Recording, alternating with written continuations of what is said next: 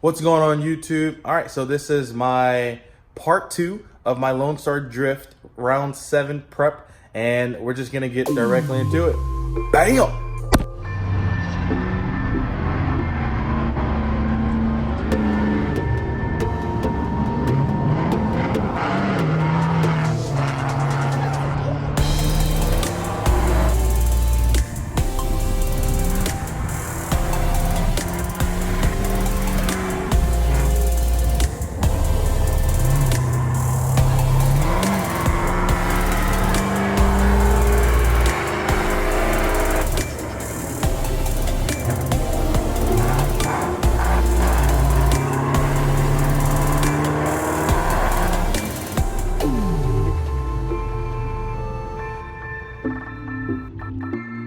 Okay, so the first thing I'm gonna do today is basically take out the nitrous bottles and put them in the freezer. So I gotta do that first before I can do anything else because I have to take it to get more nitrous today.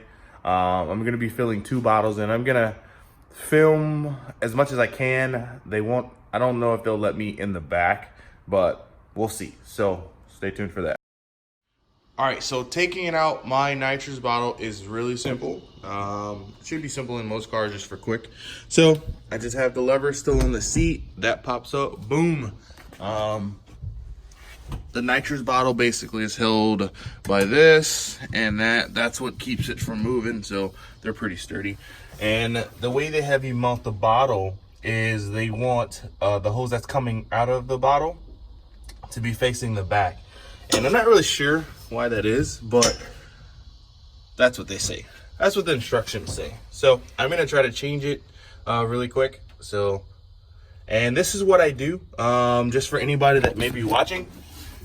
First thing you wanna do whenever you changing the bottle, you wanna let some of the air out.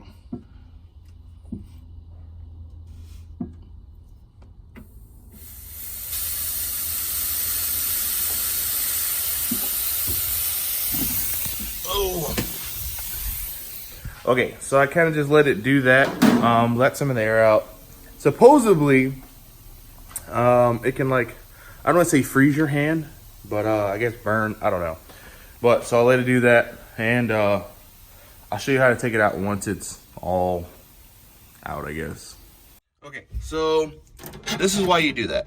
All right, so this line is still charged from the last time I used it, so there's still nitrogen in this line. So that's what I was saying. Basically, I guess it freezes or burns. I don't really know. That's just something that I saw on like YouTube to just kind of watch out for. So now that this is free, basically just turn these and the bottle should come out in a second.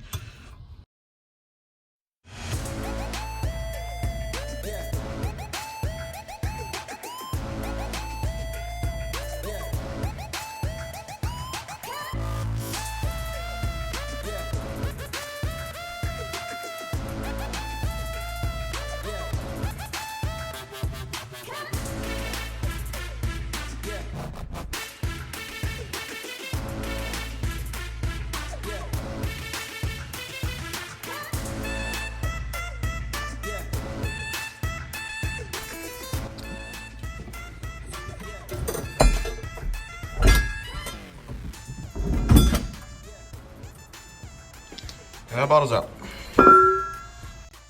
Okay, that's simple. The bottle's out. It's like 2 of the little bolt styles or whatever that hold it in for the bracket, and the hose, and the bottle's out. So within minutes, if you're on track and need to, you can take out the bottle within a few minutes, throw a fresh one in, kind of go from there. So now we're gonna put it in the freezer. Okay, so now on to the task of putting the bottles into the freezer. If anyone has ever filled nitrous before, you know that the best scenario to get your nitrous completely filled in the bottle, or as much in the bottle as possible, is to have the bottle as cold as possible. So what I usually do is I'll take 2 bottles, or 3 bottles, but usually 2 at a time because that's all I can fit in the freezer. So I'll take those 2 at a time and I'll put them in the freezer and get them cold. I'll leave them in there a couple hours, and then I'll take them out, put them in an ice chest, and then I'll bring them to wherever I'm gonna get my nitrous full. So let's take a look at me putting or how I'm gonna put it in the freezer, because I'm looking at the freezer right now and it's kind of packed. So let's take a look at that. That's what it looks like. It's full. And now you can see why I can't put 3 bottles in there. So they just physically don't fit side to side. So I'd have to clear out like another tray. And yeah, I can't do that. All right, so I'm back now and I'm about to take the bottles out of the refrigerator. And let's see if they're cold. Ooh, yeah, that's cold. Oh yeah, we're good. All right, so I got the 2 tanks inside the cooler. I just kind of want to show you guys how I do that. It's very simple. I don't have a big cooler and I just use it the best of my abilities because I just have like a simple small cooler and I didn't want to go buy another cooler. So this is what it looks like. So you see they're both in there. I have the ice. So that's pretty much it. That one's really cold, but this one just got wet because I had a little bit of water in here and it was on top of the door. Yada, yada, yada, yada. So I'm just gonna put this in there. So I've got all the ice in there. I actually only bought 2 bags of ice, 2 10-pound bags, and it wasn't enough. I think last time I bought 3. So I have an ice maker in my fridge. I just kind of dumped all that in, and I think we'll be good. I think we'll be good. That's when you have ice everywhere.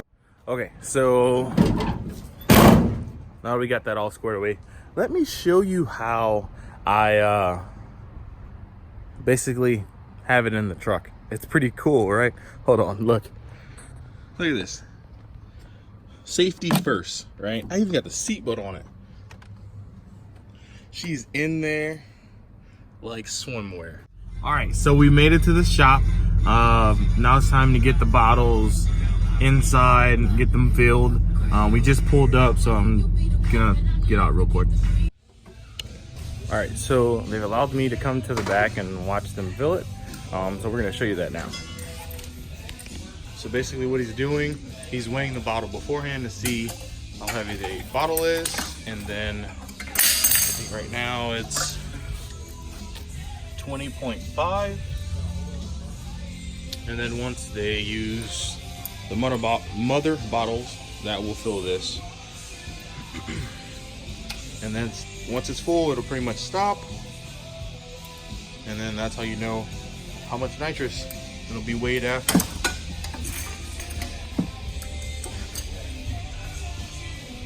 And this is Mr. Sean, by the way. How you doing?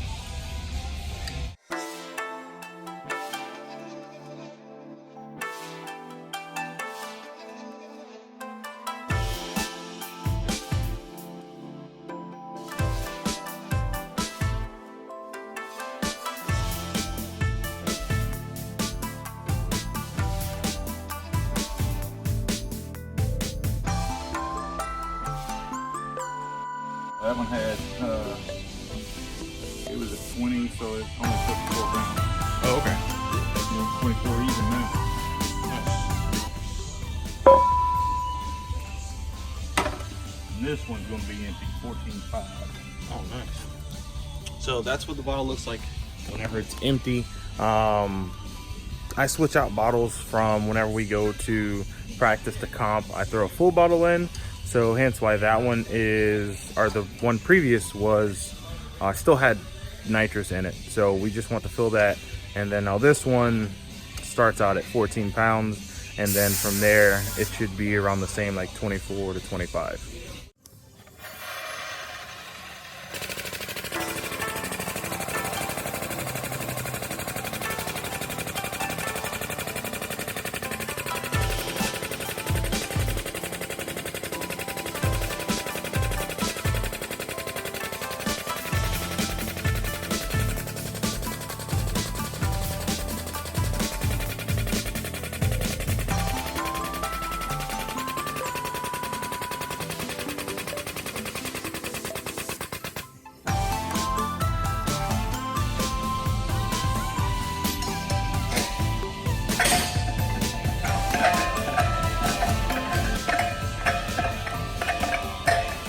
I believe the bottle that they're using, that one's finished, so he has to change to a different mother bottle. And then he's gonna continue filling that one. So as you can see, They have a bunch of cars, bunch of projects. They do really quality work. Hopefully I can get my car down to them by them next year. That's what I'm gonna hope for, but yeah, the shop's pretty cool. It's all sealed.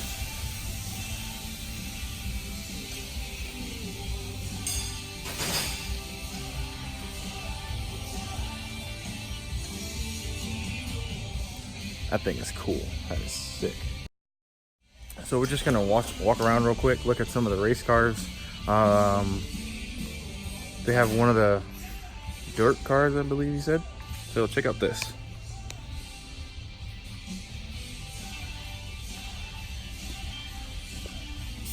So he said that's actually normal whenever it's turning, which to me that's crazy. I don't know if you can see it from there. So he has a race for this car, I believe he said in February. They're just gonna throw a new body on it. It looked like somebody was drifting next to him. They put the wheel all in the door, but this is really cool. So this is what the cockpit looks like.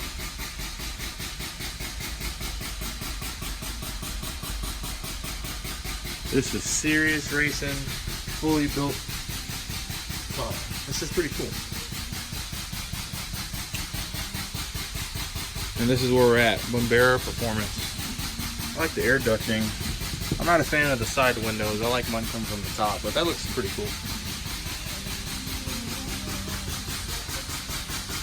And these are the rest of the cars that they have. That looks really cool.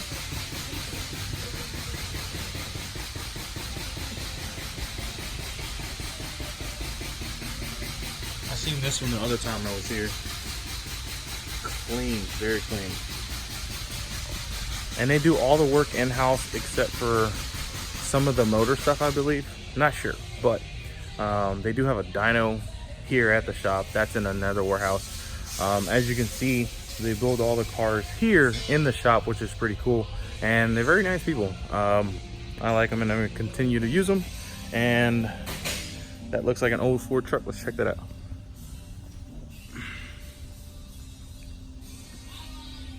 This is a 5-liter, right? Yeah, Coyote motor. So he's got a Coyote motor that they're throwing in. I'm guessing this is an old school from the axle. Probably like F200? F200? Yeah. Pickup? Yeah, it's F200. I can tell by the axle in the back. Looks pretty heavy duty. And then the 8-lug, of course. Brand new motor. What's this? What truck is this? 56 Dodge Power Wagon.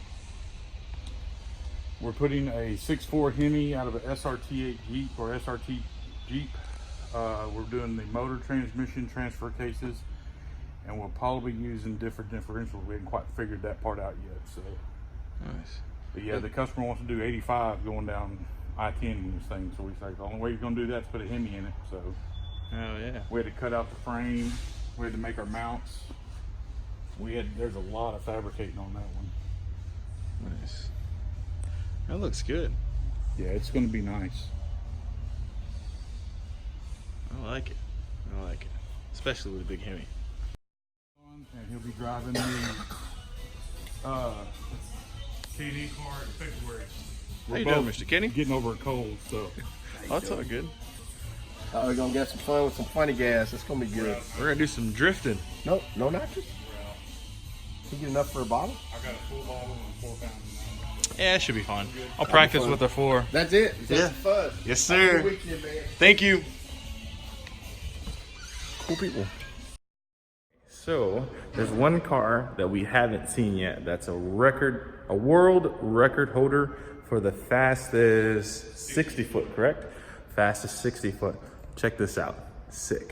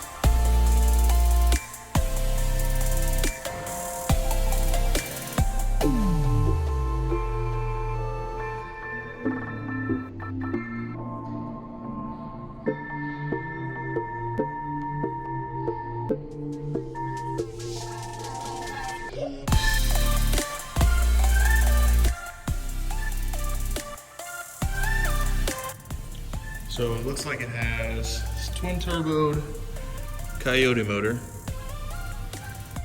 How big are the turbos? 72 millimeter turbos. Got the nice vibrant clamps on those. Looks very good. Also want a set of drag slicks. Nice little wing on the back there with the parachute. And they call it Martha. Martha Stewart. By far, coolest car here. Pretty dope. So, we're gonna get our bottles and we're gonna get out of here. We don't wanna stay in their hair too much. So, we're just gonna forward to the next clip. So, this is why we prep. Go through, check all the bolts, all right? You see that? You see this bolt? Yeah, that's not good. That is not good. That's why we check everything. That's why it's called prep. Go over everything, make sure everything's good. All right, so it's fixed. I didn't want to film me doing this because it's in a really tight spot and it would have been really hard for me to film it. But as you can see, that bolt is tightened and we are good to go. Okay, so now prep is complete. Went over the whole car, as you can see. That's kind of why we do prep, because the bolts like that come loose because of vibration throughout the vehicle. And that was, I mean, that was pretty much all the way out, like from a few threads from basically falling out. So I'm glad I caught that, because that is what holds my shifter steady. So whenever I shift, I'm good. So if that would have came out, then I basically wouldn't have been able to shift it, or could possibly have a gear pop out on me while driving. So I'm glad I caught that. So that's why we do this. That's why we do the prep. So I just want to thank all you guys for watching the video. If you like this video, like it and subscribe for more content. Check out some more what we got coming. Peace.